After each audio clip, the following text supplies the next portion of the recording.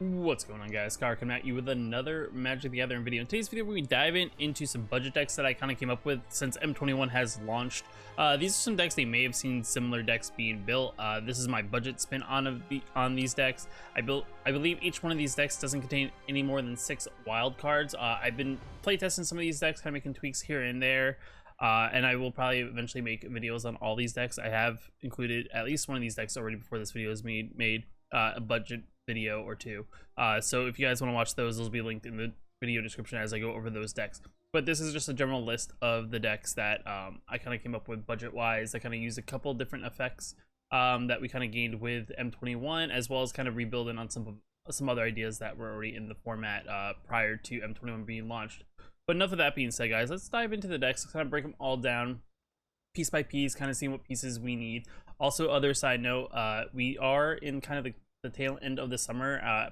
Past this release, we only have probably another 2-ish months, I believe, 2.5 months for a few sets that are going to be rotating out. So if you do want to build any of these decks, I would suggest getting a lot of the newer cards instead of any sets that came out before M20 of last time, just because those sets will be rotating out, and you wouldn't want to waste your budget on cards that are going to be rotating out if your budget is very limited.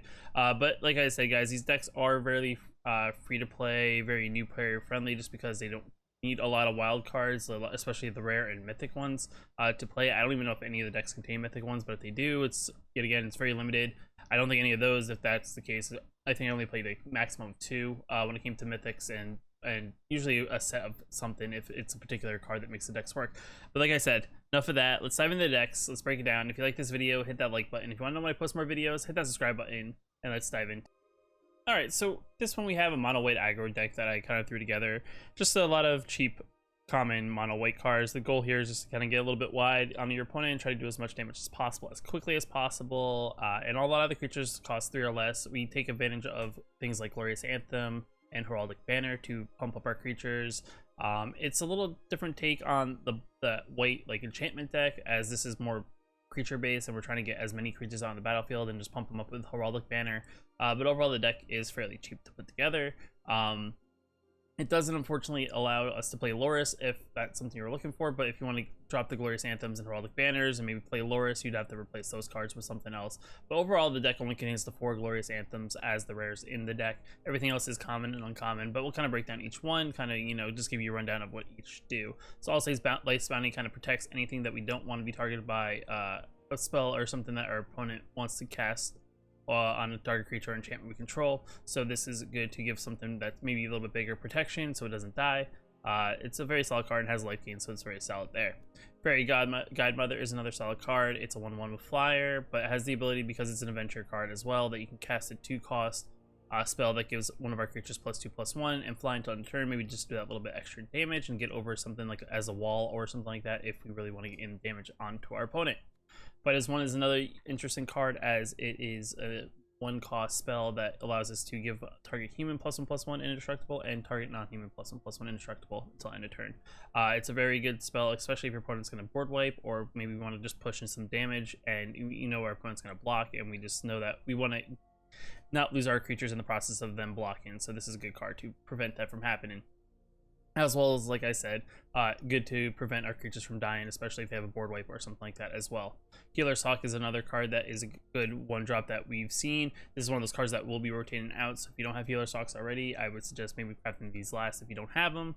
But Healer's Hawk is just a solid 1-drop for a 1/1 flyer with lifelink. It's just a good way to get that additional 1 life every turn. Usually if you get on turn 1, it's usually pretty good.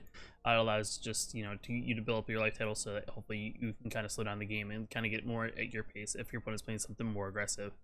Hunted Witness is the next card. It's a 1/1 that pretty much has the ability of when it dies, it creates a 1/1 white soldier token with lifelink. So it dies, it produces another creature, so even if they board wipe, you have something to fall back onto, just at least until you can rebuild back up your board, which is also very good. Definitely a solid card when it comes to this deck. It is also another card that cycles out in September when the sets rotate. Daybreak Charger is another new card from M21. It is a 3/1 for 2, but when it enters the battlefield, we give target creature +2/+0 until end of turn, so it's a good way to kind of just pump something that maybe want to get additional damage in. or maybe want to gain some additional life with, like, say something like Healer's Hawk. If we play this on turn 2, is definitely a good way to gain some additional life. Raise the Alarm is another solid card that will be rotating out when M20 rotates out. But it pretty much allows us to create 2/1 white soldier tokens at instant speed. So if we either want to get blockers in on an opponent who's not expecting us to block because we have no creatures on the board, or if we just want to get some creatures on the battlefield at the end of our opponent's turn so that they can attack immediately when it's our turn. Definitely a good card just because of the instant speed creature token generation for 2 mana, which is very cheap for a common card. Another new card from M21 is the Season Hollowblade. It's a 3/1 card, but has the ability to discard a card, tap it, and it gains indestructible. So in case our opponent plays something that board wipes or something blocks it that's going to kill it, we can discard a card and make sure that it doesn't die in the process. Definitely a good card. It has a big power, which definitely allows it to be, which definitely makes it a good target if our opponent wants to block it with something. It is definitely a strong card in that sense. Next card up after that is Glorious Anthem. It pretty much is all our creatures +1/+1 regardless of color. So even if you play like even mono white or want to splash this in any deck that plays white with other creatures, it gives all creatures +1/+1, which will then pump up all our creatures, which make them just that little bit bigger, do that much, a little bit more damage. Overall, definitely a strong card. And then to follow that up, we're also going to play Heraldic Banners, another good card to pump all our creatures with additional +1 toughness. As it comes in battlefield, we choose a color, and creatures of that chosen color get +1/+0. All our creatures are white, so all our creatures will get +1. And it also produces mana as well, so if we want to play additional spell after we play this, we can definitely play one of our 1-drops as well to kind of get that additional damage in. And then 20 planes to round it up. Overall, the deck is fairly cheap. It doesn't really run very expensive cards, so you can definitely play, especially in a turn where your opponent may wipe the board, definitely play a lot of stuff back on the battlefield even after that. It's a 1.7 average when it comes to curve, and then its majority of it is 1-drops, 2-drops, and with sprinkle of 3-drops, which are non-creatures, but majority of the creatures are all 1 and 2-drops. 24 total creatures, 8 instances, 4 artifacts, 8 enchantments, 4 of them being the Alseeds, and then the other 4 being Glorious, 20 lands, and that's how the deck works. One other side note, if you don't want to play the Glorious Anthems and just maybe run the Heraldic Banners, you can also throw in a Johnny Pridemate, which is another good card that people play in a lot of mono white decks, is that whenever you gain life, you get a +1/+1 counter on Johnny's Pridemate, which just becomes your big creature, and eventually if you gain so much life, your opponent has to deal with it and or just block into it because it's going to become so strong that it could take out a good chunk of their life if they don't block it. Just a little side note that I kind of want to throw in there in case you want to just go completely budget friendly and not play a single rare in the deck. A Johnny's Pridemate is a good another option for that.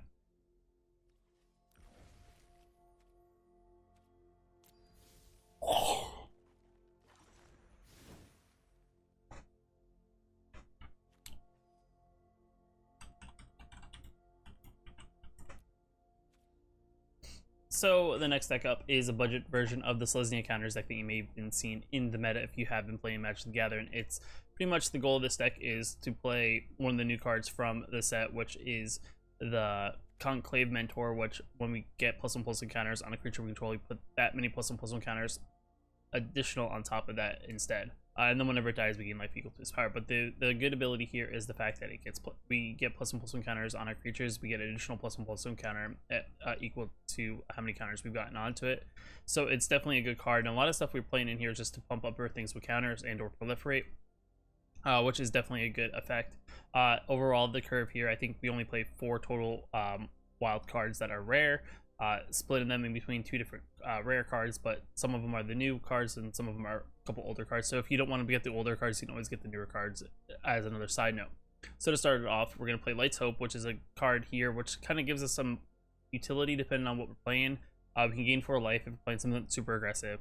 We can destroy target enchantment in case we're playing against somebody who plays a lot of enchantments, or maybe they play enchantments to kind of put things on us. And as well, we can put a +1/+1 counter on target creature, which definitely boosts up our creatures, especially if we have the Conclave Mentor out on the battlefield. Next card up is Selfless Savior. I threw this in here. It doesn't really do anything with counters, but it has the ability to pretty much sacrifice itself to kind of give one of our creatures indestructible. So if they just try to wipe out maybe our Conclave Mentor with a spell to destroy it, we can throw this in the way and allow our Conclave Mentor to live, or just save anything in case they decide to board wipe. Then Basari Solidarity. This is another card that came out of M21, which allows us to put a +1/+1 counter on each creature we control. So having this with Conclave Mentor in a board, we can just put counters across the whole board, and they get all additional +1/+1 counters for only 2 mana, which is definitely good. The only problem is it's that sorcery speed, so it is a little bit slower, but it is definitely a good way to pump up all our creatures. Another card up is Grateful Apparition. It's a 2-cost 1/1 flyer, but whenever it deals damage to a player, our Planeswalker, we proliferate. So pretty much anything that has a +1/+1 counter on it, or counters on it in general, we can proliferate those and add additional counters, which is definitely good in this deck just because everything has +1/+1 counters. We also do play Planeswalker, so we can actually give it an additional loyalty counter, which is definitely pretty cool if you really think about it, and allows us to maybe get additional effect if we really want to use its our Planeswalker's minus ability additional time, as well as just making all our creatures stronger with only having to do damage to our opponent. Which, if you guys don't want to get this, it is an older card, so you can also replace it like maybe more Basari Solidarities if you don't want to. It is just a card I was messing around with. It does usefully help proliferate, especially in the early game. It is a little weak to get burned off or something like that, but then becomes a target that our opponent's going to want to deal with. So definitely a decent card if you have the budget and or already may have a couple copies. Definitely a good card. Another card I've been messing around with because of the proliferate and things are getting bigger. I was messing around with the Nessun Horn Beetle. So at the beginning of our combat, if we control another creature with power 4 or greater, we get a +1/+1 counter on the beetle. With the mentor and maybe some other creatures, you could easily get this. And then the ability that every turn that we have something like that, it's going to get 2 counters every time this triggers. So definitely pretty cool like that. Definitely a solid card to mess around with. Maybe depending on how you build the deck, if you make any tweaks, maybe this is something you remove. But with it being from not Ikoria, from the set before Ikoria, it's definitely a good card to maybe mess around with, especially if you think you can get off to a good start and actually get this thing up pretty big. And then after that, we got Problem Bright Druid, which is another card that is older that you don't have to have, but it has Proliferate on it yet again. But allows us also to have 2 options when it comes to the battlefield. So maybe we don't have our Conclave Mentor, or maybe this is in the later game, or in the earlier game still, and we don't have anything with counters on it. We can put +1/+1 counter on target creature, as well as Proliferate in. It is also an older card, but I think Proliferate is a set that came from War of the Spark. So a lot of the cards that have Proliferate may be from War of the Spark. So if you want to craft them, I would craft certain ones. This may be one of them just because it has multiple utilities, so it's a good way to get us to have more counters on the board. So another new card that is one of our 2 rares in the deck is Scavenging Ooze. This is an interesting card because it allows us to play Graveyard Hate in a way, which allows us to tap a green mana and we get to exile target card from a graveyard. If it was a creature card, we get to put +1/+1 counter on the Ooze and gain a life. So that Mentor allows us to now get 2 +1/+1 counters for a cost of green mana. Remove one of our opponent's creatures if they have like recurring, like if they're playing like something like Cat Oven and or Ugins, not Ugins, Boros. There we go. It's still you. We can remove those things that they can reoccur from their graveyard, giving them fewer targets to get things back. Definitely a good card in that sense, and we also gain additional life. So if they're playing something just maybe aggressive, we can always gain life and get rid of their creatures out of their graveyard. And the other thing too is that they have no creatures in their graveyard. You can also remove things from your graveyard to also pump it up. So just as a side note, just look on the side of the board. It'll pop up probably like roughly where my hand is. There'll be an option that says your graveyard, and you can also remove stuff from your graveyard as well. So this is something we play 2 of. If you don't want to play the Planeswalker playing in the deck because it's from War of the Spark, you can always add additional to it. This is actually a very solid card in general. It's definitely good to have things that target things in graveyards, just with the way things reoccur sometimes in graveyards. Then, like, going back into this, Conclave Mentor, I already went over at the beginning of going over this deck. But it's a very solid card from M21 for it only being 2 mana for a 2/2 that has this effect. Our opponent has to deal with it if we can put things with +1/+1 counters on it, just because they don't, and we play something where the whole board gets counters or something like that, even +1/+1 counters, everything's just going to double in power in a sense, especially at the beginning when everything's like 2/2s or 2/3s and stuff like that. So this is definitely good. And then with all the proliferate, you can definitely get some big creatures pretty early, and your opponent may not be able to deal with them. And the ability just to have, when this dies, you gave life equal to its power, so definitely cool in that sense. Next card up is Holtai's Raptor, another card from War of the Spark. Like I said, I think War of the Spark was the set that had a lot of proliferate, so Unfortunately, this deck is a little bit of an older deck that has a lot of cards that are cycled out, so this may be something that may not be a thing going forward, like proliferate in with counters. So this may be just something you may have to, if you have the budget, I would suggest building. But this is a good card because it's another 2 mana cost. It's 1 in a green and a white, has vigilance, and when it comes to the battlefield, we just proliferate everything that we want to select, which gives everything additional counters, which is good with Conclave Mentor, which is just another thing for the engine to just kind of get more and more counters on things. Next card up is Pledge of Unity, is another card from War of the Spark. You get to put a +1/+1 counter on each creature you control and gain 1 life for each creature you control. So having this plus Conclave Mentor and things with Proliferate, you can either do it in a big swing that you may want to do to your opponent, pump the whole board with double the counters, gain 1 life, or at the end of your opponent's turn, you can always pump the whole board, get ready for the big follow back swing, and also gain additional life if need be. Or if you're playing against something more aggressive, just gaining life equal to the amount of creatures on the board is always good, allowing you to live a little bit longer and maybe get to what you need. Then this is the other card. This is the Planeswalker that we threw in the deck. It's something I kind of threw it in this one. I've seen people not play this Planeswalker, but I think he's actually pretty cool on the basis of he gives all our Planeswalkers vigilance. He has the ability to have us gain life, I guess, if we're playing against something aggressive, which is good. And we can also -2, and then we get to put a +1/+1 counter on each creature we control, and a loyalty counter on each other Planeswalker control. We don't play any other Planeswalkers, so no one other Planeswalkers are going to get loyalty counters. But the idea that like his second ability is pretty much a proliferate ability in a way is definitely good, and that kind of goes well with Mentor. And just giving everything vigilance is cool because we can swing in without having to worry about our opponent like swinging back after we tap down, which is definitely good in that sense. Yet again, if you don't want to craft a Johnny and you want to maybe just utilize Scavenging Ooze because it's from M21, I just say put the 2 rare wild cards you use here into Scavenging Oozes, just because Scavenging Ooze will be around at least for the next year or so. So that's definitely good in that sense. Then after that, we got Uggin's Condren, which is another card from War of the Spark. I think the theme of this deck is definitely War of the Spark. I apologize if you're going for the budget and you don't want to craft these older cards, but this, I guess, a lot of the things with counters and stuff like that is from Spark. But Uggin's Condren enters the battlefield with a +1/+1 counter on it. If damage we dealt to Uggin's Condren while it has a +1/+1 counter on it, prevent that damage. Remove that many +1/+1 counters from it. So this is definitely a good card because you can play for 1, you play for 2, you play for this. It actually meshes well with Conclave Mentor because if we play it for like 2 mana after we play the Mentor, it actually, I believe, gets additional counters. If I'm not mistaken, let me know in the comments below. I actually didn't get, when I did some play testing with this deck as I was kind of tweaking it, I didn't get into that scenario where I kind of saw how it worked. But the ability that we can proliferate, add additional counters, so even if this loses counters, it's definitely has good methodology to kind of like build back up to something bigger. And then kind of prevent damage whenever it gets stealth damage. So the other thing that was kind of cool is that actually, the one thing I know, it prevents like lifelink and death touch from going off, because whenever it's stealth damage, the damage is prevented. So if they block with the death touch and or lifelinker, it actually removes that damage as if it never happened. But it still deals its damage back to it. So if they block in, try to jump with like a 1/1 death touch lifelinker, it won't actually die due to the death touch, and they won't gain the life due to the lifelink. So that's definitely kind of cool. But there are definitely like good cards that we can upgrade to if we want to do upgraded versions.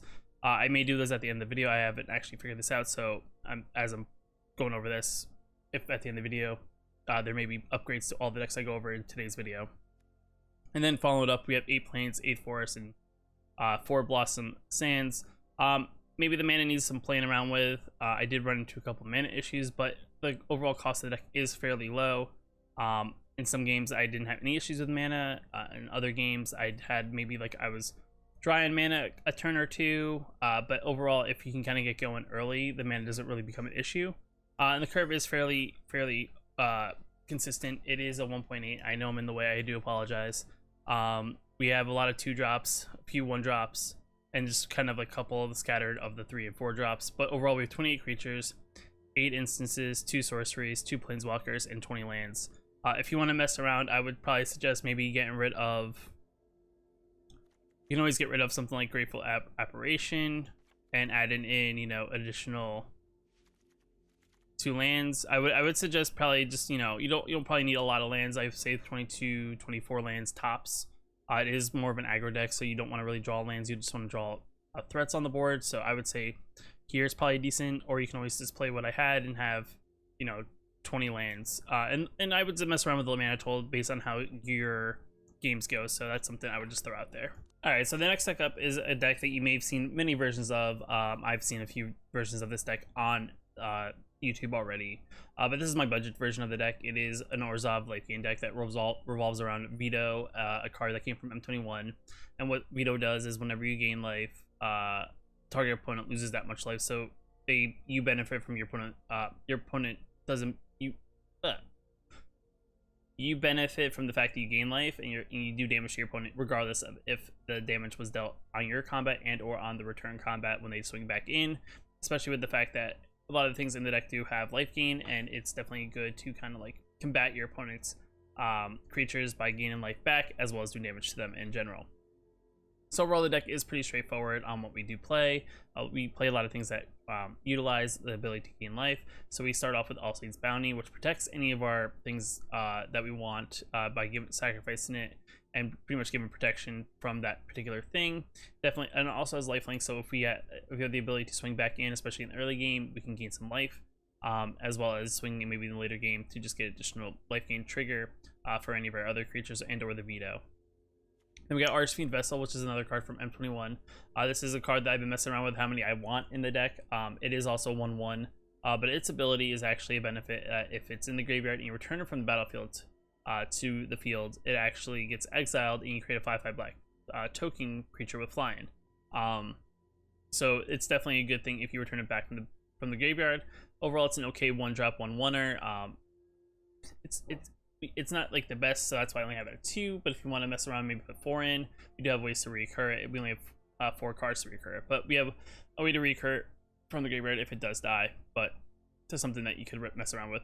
Then we got a Chinese Pridemate, which is another thing that benefits from life gain. It is something I did have in my mono white deck in aggro.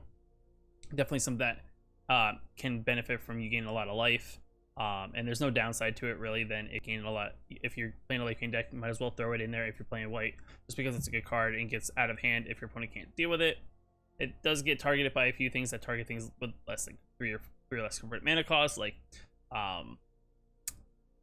Eliminate is a new card that came out M21, which we do play, as well as the Mind Control kind of card that takes it, that a lot of the Jund decks and sacrifice decks do play, so that's one thing to watch out for. But overall, it's a pretty good card because if their opponents can't deal with it, it gets bigger and we can kind of, you know, swing it for decent damage, especially in the later game. Next card up is another new card from M21, which is the Griffin Airy. It's a 2-drop enchantment. At the beginning of our end step, if we gain 3 or more life this turn, we create a 2/2 white Griffin token creature with flying. So a card that benefits from us gaining life. So there's definitely a few ways that we can gain some life, as well as with the Pridemate, this benefits from us gaining life. So definitely a good card to get some 2/2 tokens, especially if our board gets wiped. We have ways to gain life to get tokens back in return. Then Revitalize, which is another card that came back from M21. It was, I think, in the M19, then was out in M21. They brought it back in M20, and they brought it back in M21. But it's pretty much a 2-cost instant spell that gains 3 life. We draw a card. Good for our life gain stuff. Draw additional card out of it. Definitely a good card to play, especially with that in Vito. You can gain 3 life and deal 3 damage. So it's like definitely a good utility card, especially when we have certain pieces out on the battlefield. Next card up is Eliminate. It is one of our only, I guess, kill spells in the deck. But it destroys target creature or planeswalker with a current mana cost 3 or less, which is good because a lot of decks are aggressive. It allows us to target planeswalkers as well as creatures, and it's a 2-cost instant speed spell, which I think is overall good. And there's no really drawback to it unless our opponent's playing like a big deck and we can't really kill off their stuff. Then we play Mire Triton because it's another 2/1 Death Toucher. And when it enters the battlefield, we mill 2 cards and we gain some life. This is a good way to get Archfiends in the graveyard to kind of like reoccur them, as well as gain life for our whole life gain scenario. So even with the Vito out, we can mill ourselves, gain some life, and then actually do 2 damage as well on top of this, which is going to be one of the themes that you're going to see with the deck. Next card up is Bastion of Remembrance. It's a card I've been messing around with. I'm not sure 100% if I really like this. So if you don't really want to play it, you don't have to, but it's something I kind of want to mess around with, just because it kind of allows our creatures, even if they do die, they trigger life gain and life loss. So that with Vito, and if they decide to wipe the board, it's just good ways to kind of like reoccur life loss on top of the Vito life loss, as well as we get a 1/1 white human soldier token. It's a very interesting card. Maybe it's something we just put like two in the deck. I'm still messing around, so there's things that I may change or swap out, but for a budget deck, it's actually not a bad card just because it gives us additional ways to gain life, which yet again helps all the other effects in the deck. Next card up is called the Death Dweller. It's a card that's very good in this deck just because a lot of things in this deck are cheap, and we can reoccur them from the graveyard to the battlefield. So we can get back Pride Mates, we get back Archfiends, we can even get back Vitos. But what it does is it puts up to two target creature cards with the convert mana cost 3 or less from our graveyard onto the battlefield. We get to put a Death Touch counter on them and a Menace counter on one of them, depending on what we want to do. If we do this with only one creature, they get both counters. But it's a good way to kind of give things like Menace and Death Touch, so opponent would have to second guess if they want to block, especially with two things, into something that may, kill their creatures on the return. Then, like I said before, the next card up is Vito. He is the guy around the deck. He is on the deck box, as you can see. But pretty much whenever you gain life, your opponent loses that much life. And we can tap 5 and we give all our creatures lifelink. So it's definitely a good card that if we get to turn 5 and we have a decently wide board, we can just swing in. And our opponents will gain life. Our opponent will lose X amount of life based on that, regardless of if they block or not. So it's definitely a good way for our opponent to have to kind of like deal with this card if they can't deal with it. And that's why we play Fora, because it is like the focus of the deck as a whole. Then after that is Indulgent Patrician. It's another new card from M21. It's a flyer lifelinker. And at the beginning of your end step, if you gain 3 or more life this turn, and each opponent then loses 3 life. So it's definitely a good way that on top of the Vito, this is another way for our opponent to lose life. It doesn't we don't make them lose more than 3 life, but as every time we gain 3 life on any turn, we make our opponent lose life. So it's definitely a good card that allows us to kind of make our opponent definitely lose life if we gain any life that's 3 or more. On top of that, it is also a flyer and lifelinker, and it's a 1/4 body, so definitely a good blocker as well as it can fly over and gain that 1 additional life. Then after that, we have 10 plains in the deck, 8 swamps, and 4 scoured barrens.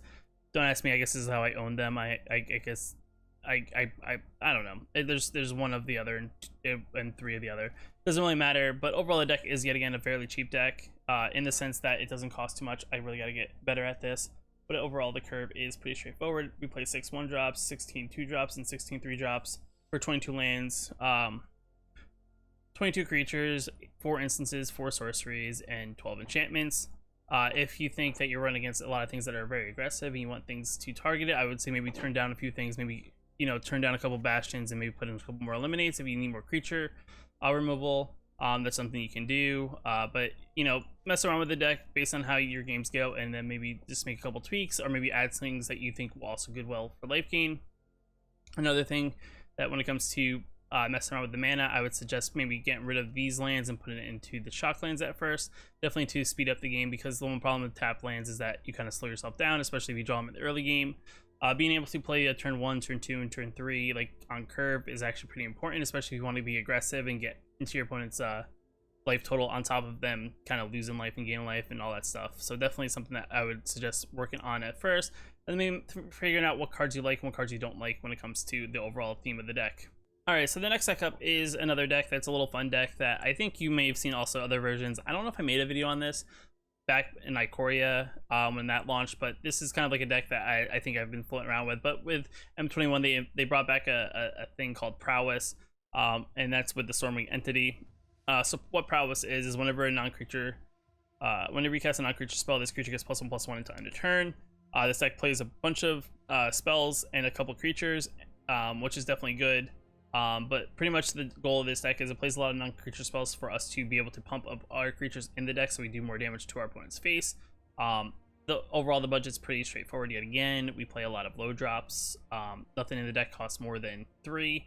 As much as Stormwing Entity shows that it costs 5, it actually costs less. So if you didn't see what it says, this spell costs 3 less to cast if you cast an instant sorcery spell this turn. So this benefits from us playing an instant or sorcery spell on before we play it, so it's just a good way for us to get it out on the battlefield. And if our opponent can't deal with it, it's a nice 3/3 body for 5. But before we get into that, let's just kind of break down the deck and kind of go over everything. So we have an opt to kind of scry the top card of our deck and then draw a card, so we can decide if we like a card or not. If we're looking for some spells, we can kind of play this, get a quick spell at instant speed, which then pumps up a lot of our things, as well as we could draw a card to then kind of refill our hand for playing this card. Definitely good in that sense. Then after that, we got Preteramander, the Salamander, another flyer, one cost, 1/1, but his ability is he adapts 4, so this ability costs 1 less to activate for each instant or sorcery card in your graveyard. Like I said, this whole deck is instances or sorceries, so he benefits from us playing a lot of these cards. Especially, he's something our opponent has to deal with before he adapts. If they don't, they're gonna get hit for 5 in the air from him. So definitely a card to watch out for. He doesn't really gain any benefit from us playing spells, other than he kind of has his ability costless for his spells. Then we got Crash Through, which gives all our creatures trample until end of turn, and then we have to draw a card, so yet again another card that makes us refill, triggering all our Prowess and or want to replace spell abilities, and making our Salamander cost less to come back or to adapt if need be. Then we got Infuriate, which also pumps our creatures. So if our opponent tries to spot removal and or we just want to get additional damage in, we can Infuriate for 1, which just gives, you know, that additional damage. Also triggering our Prowess and or spell effects to kind of make things cheaper or make things stronger. Same with Spirit, another instance that it gives our creature +1, +2, +1, as well as with Scry. And if we want to get that additional damage in, like we think we maybe can just get lethal or push our opponent close to death, we can give our creature haste until end of turn, which kind of makes us just kind of be a little bit more aggressive. Then we got Shock, just another spot removal spell and or damage to the opponent's face. Just a good way to kind of use our Prowess abilities. A lot of our spells are 1-drops for us to really, you know, get spells into our opponent, as well as playing things. The overall curve of the deck is fairly low, so there's that. Then we got Heartfire Immolator, which is another card from M21, which also has Prowess. He has a cool ability. His ability is pretty much he flings himself into our opponent and or our opponent's creature and or planeswalker, so we can sacrifice it. It deals damage equal to its power equal to target creature or planeswalker. So maybe we do damage to our opponent's face, and then we fling him into our opponent's planeswalker to kind of kill it off and or kill off one of their creatures. Is definitely a cool thing. Even if they block, we can kind of sacrifice it and redirect the damage somewhere else if we really want to take out something. Then we got the Sprite Dragon, which is from Ikoria. It's a 1/1 flyer and haster, but whenever we cast a non-creature spell, we get a +1/+1 counter on Sprite Dragon, so it gets out of hand really quick if our opponent can't deal with it. It is a good efficient card because it can attack a turn that immediately comes onto the battlefield, so it's always good on turn 2 to kind of play this, or maybe follow it up on turn 3 where you can also play a spell on top of it to maybe try to protect it a little bit. But overall, definitely a strong card in that sense that it just gets bigger every time we play a spell. Then you got Light Up the Stage, which is another good card that is a red card in the sense that it has Spectacle, which as long as we deal damage to our opponent, we can play for its Spectacle costs rather than its normal cost. So we can draw 2 cards until the end of our next turn. It exiles them, so they're not technically on our hand, but so our opponent can't see them, but also means they're protected, so our opponent can't actually take them out of our hand. So it's definitely cool in that sense. It's another good card that we can just get that additional damage in. We can definitely we can refill our hand back up, even if even if we kind of burn through a lot of it. Then we got Stormwing Entity, which is the card I went off in the beginning. It's a new card from M21. It is where our 4 Warrior Wild cards are. It has Flying, it has Prowess. It costs 3 less if we cast an instant or sorcery spell this turn, and when it enters the battlefield, we can also scry, so we can also fix the top of our deck if we want to draw into more spells to kind of get more aggressive on our opponent. Overall, the curve is pretty straightforward. We have 9 islands, 9 mountains, and 4 stiff water cliffs. I can't speak. I'm sorry. But the curve, like I said, is fairly straightforward. We majority play 22 1-drops, 8 2-drops, 3 4-drops, or 3 4-drops, 4 3-drops, and 5 4-drops, which are those Stormwing Entities, but they get cheaper if we play other spells. 16 creatures, 14 instances, 8 sorceries, and 22 lands to round it out. 1.8 average is our curve, but that's actually kind of on the higher end just because Stormwing Entity counts as a higher cost spell. I would say overall, really this deck is probably somewhere at a 1.5 cost in mana when it comes to playing things. If you'd want, when it comes to lands, I would suggest maybe getting these out and maybe getting in the rare lands, just because the shock lands are much better.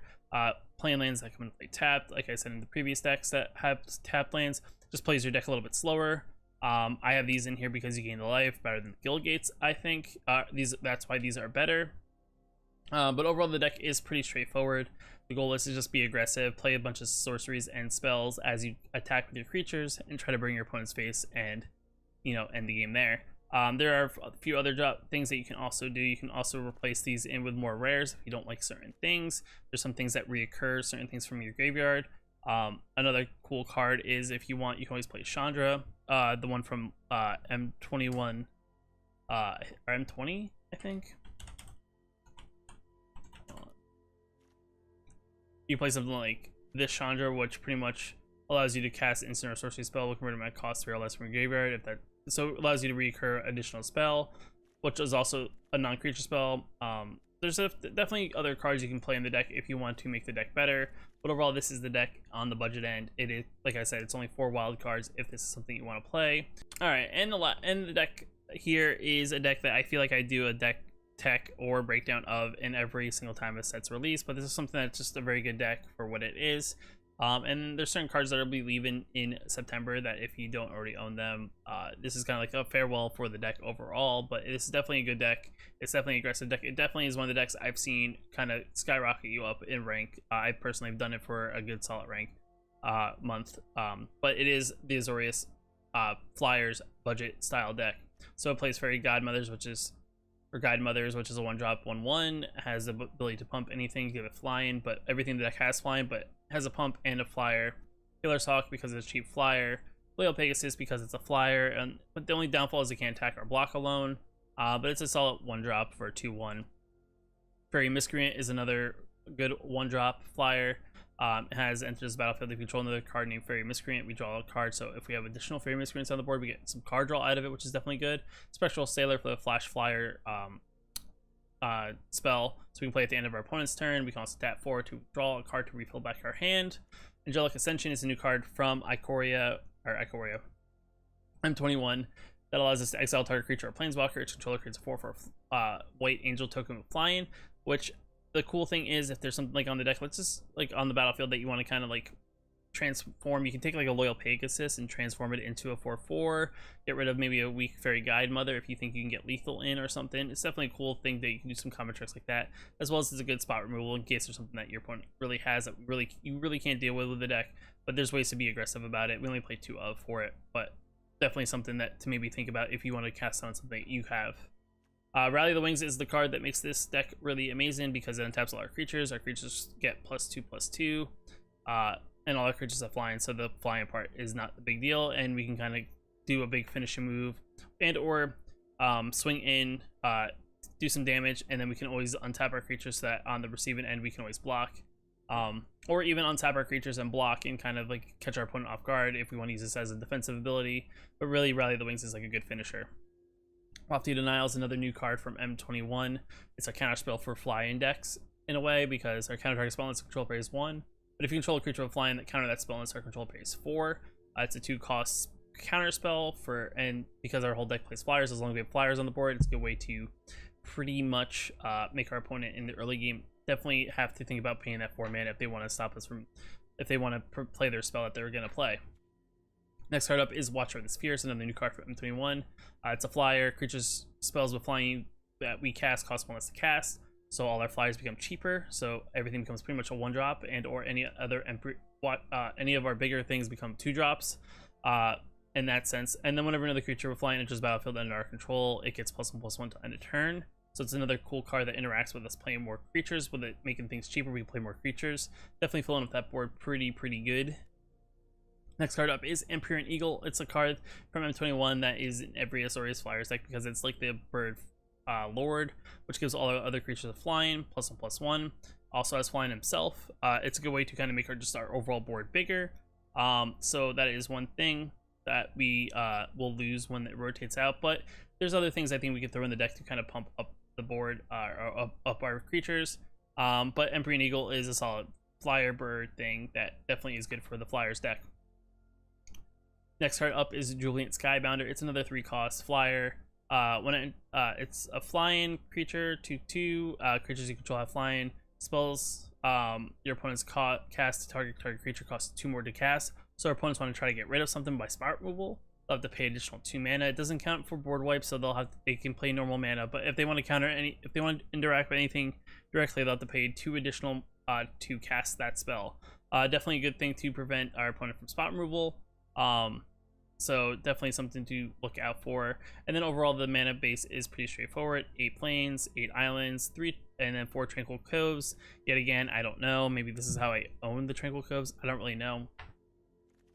But overall, it's a pretty straightforward deck, and there's ways that you can always upgrade it. I know there's definitely some good flyers that are rares and better that you can always throw in the deck. You can always throw in Bears and Borrowers. You can always throw in the cat bird, sky cat bird.